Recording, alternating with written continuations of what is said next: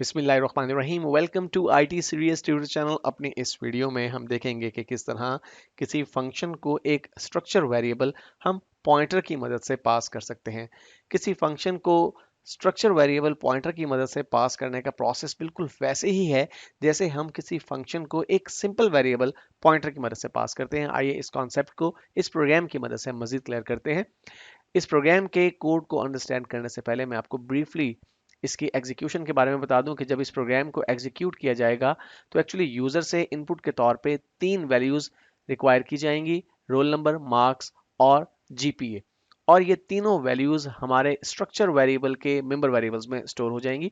और यहाँ पे आपको ये बात भी बताना चलूँ कि जो इनपुट के तौर पे वैल्यूज मांगी जाएंगी ये भी बेसिकली हम फंक्शन की मदद से ही इनपुट के तौर पे वैल्यूज को रिक्वायर करेंगे और उन वैल्यूज को हम बाद में प्रिंट करेंगे और उसके लिए भी हम फंक्शन का ही इस्तेमाल करेंगे। और इन दोनों फंक्शंस के अंदर हम पॉइंटर की मदद से अपने स्ट्रक्चर वेरिएबल को पास करेंगे। तो यहाँ पे देखिए लाइन नंबर 3 पे हम अपने स्ट्रक्चर स्टूडेंट को डिक्लेयर कर रहे हैं। इसके लिए हमने स्ट्रक्ट कीवर्ड का इस्तेमाल किया और आप देख सकते हैं कि हमारे स्ट्रक्चर के तीन मेंबर वेरिएबल हैं: इंटीजर डाटा टाइप का roll number, integer data type के मार्क्स और फ्लोट डाटा टाइप का जीपीए।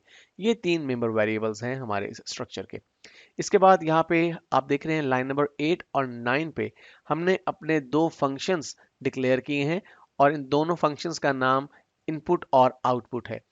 इन दोनों फंक्शन से पहले हमने void कीवर्ड का इस्तेमाल किया है। इट मींस कि हमारे ये फंक्शंस किसी किस्म की कोई वैल्यू रिटर्न नहीं करेंगे। और अगर पैरामीटर्स की बात करें तो देखिए पैरामीटर्स में हमने अपने स्टूडेंट स्ट्रक्चर का नाम इस्तेमाल किया है और साथ ही स्टैटिक सिंबल का इस्तेमाल किया है। इट मींस कि जब इस फंक्शन को कॉल किया जाएगा तो हम एक पॉइंटर पास करेंगे एज पैरामीटर और वो pointer variable student data type का होगा, यानी हमारे स्ट्रक्चर की मदद से क्रिएट किया जाएगा। इसके बाद हमारा मेन फंक्शन स्टार्ट हो रहा है लाइन नंबर 10 पे और यहाँ पर हम सिंपली स्टूडेंट स्ट्रक्चर की मदद से अपना स्ट्रक्चर वेरिएबल s डिक्लेयर कर रहे हैं। इसके बाद हम इन दोनों फंक्शंस को वन बाय वन कॉल कर रहे हैं। पहले हमने इनपुट फंक्शन को कॉल किया, उसके बाद हमने आउटपुट फंक्शन को कॉल किया। लेकिन यहाँ पे गौरतलब बात यह है कि जब हमने इनपुट फंक्शन को कॉल किया तो कॉल करते हुए हम क्या चीज पास कर रहे हैं? एड्रेस ऑफ s, यानी हम अपने स्ट्रक्चर वेरिएबल का एड्रेस पास कर रहे हैं। बिल्कुल इसी तरह से जब हमने अपने आउटपुट फंक्शन को कॉल किया उस वक्त भी हम अपने स्ट्रक्चर वेरिएबल को पास तो कर रहे हैं, लेकिन डायरेक्टली हम अपना स्ट्रक्चर वेरिएबल पास नहीं कर रहे बल्कि हम address of structure variable s को पास कर रहे हैं। तो मेन फंक्शन के अंदर सिर्फ यही तीन स्टेटमेंट्स हमने यूज किए हैं। आइए अब हम इन दोनों फंक्शंस को वन बाय वन डिस्कस करते हैं। तो लाइन नंबर 18 पे हमारा जो इनपुट फंक्शन है ये हमने डिफाइन किया है। यहाँ पे आप देख रहे हैं कि हमने void कीवर्ड का इस्तेमाल किया, हमारे फंक्शन का नाम आ गया और यहाँ पैरेंथेसिस में हम बता रहे हैं कि जो हमारा पैरामीटर है, हमारा फॉर्मल पैरामीटर, वो एक पॉइंटर होगा जिसका नाम p होगा और इस पॉइंटर वेरिएबल की जो डाटा टाइप होगी वो स्टूडेंट होगी और स्टूडेंट हमारा स्ट्रक्चर है।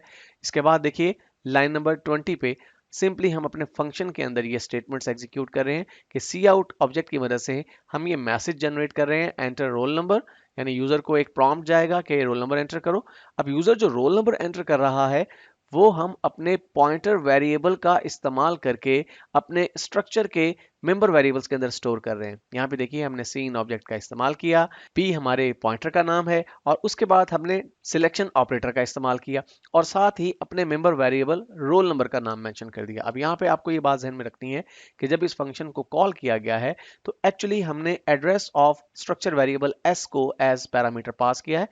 तो ये जो एड्रेस है ये हमारे इस पॉइंटर में स्टोर हो गया और उसी की मदद से अब हम अपने स्ट्रक्चर वेरिएबल के डिफरेंट मेंबर वेरिएबल्स को एक्सेस कर रहे हैं सिलेक्शन ऑपरेटर के साथ इस्तेमाल करके। इसके बाद लाइन नंबर 22 पे हमने अपने इनपुट फंक्शन के अंदर एक और प्रॉम्प्ट जनरेट किया सी आउट ऑब्जेक्ट की मदद से, एंटर मार्क्स। अब यूजर जो मार्क्स एंटर करेगा वो हमें अपने स्ट्रक्चर वेरिएबल के अंदर मार्क्स नामी मेंबर वेरिएबल में स्टोर करने हैं, लेकिन हम चूंकि यहाँ पे पॉइंटर का इस्तेमाल कर रहे हैं तो देखिए हमने सीन ऑब्जेक्ट के साथ अपने पॉइंटर का नाम मेंशन किया, उसके साथ हमने सिलेक्शन ऑपरेटर को यूज किया और उसके बाद हमने अपने स्ट्रक्चर वेरिएबल के मार्क्स नामी मेंबर वेरिएबल को यहाँ मेंशन किया।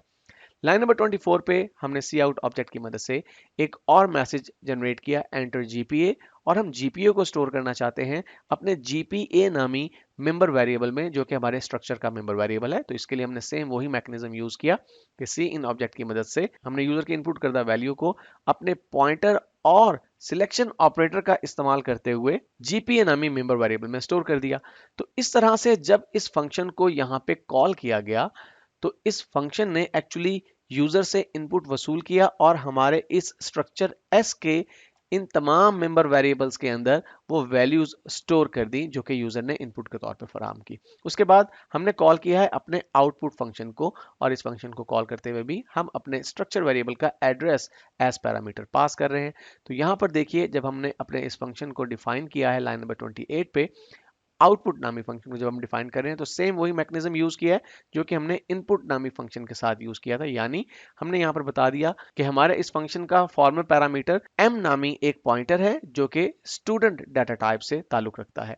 इसके बाद सिंपली हमने यहाँ पर 3 सी आउट ऑब्जेक्ट्स का इस्तेमाल किया है और इन तीनों सी आउट ऑब्जेक्ट्स की मदद से हमने अपने स्ट्रक्चर वेरिएबल के तमाम मेंबर वेरिएबल्स की वैल्यूज को प्रिंट कर दिया। सबसे पहले हम रोल नंबर को प्रिंट करना चाहते थे तो रोल नंबर की स्ट्रिंग हमने स्क्रीन पर प्रिंट करवाई और इसके साथ ही फॉर्मल पैरामीटर जो कि एक पॉइंटर है m के साथ सिलेक्शन ऑपरेटर का इस्तेमाल किया और साथ ही अपने रोल नंबर नामी मेंबर वेरिएबल का नाम हमने मेंशन कर दिया। अब ऐसा करने से रोल नंबर की स्ट्रिंग स्क्रीन पर प्रिंट होगी और जो भी वैल्यू यूजर ने इनपुट के तौर पे रोल नंबर के लिए फराहम की थी वो वैल्यू प्रिंट हो जाएगी।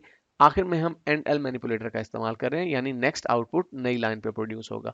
और फिर इसी मैकेनिज्म को यूज करते हुए हमने मार्क्स नामी स्ट्रिंग को प्रिंट करवाया और फिर अपने पॉइंटर m के साथ हमने सिलेक्शन ऑपरेटर को यूज किया और मार्क्स नामी मेंबर वेरिएबल को हमने प्रिंट करवा दिया।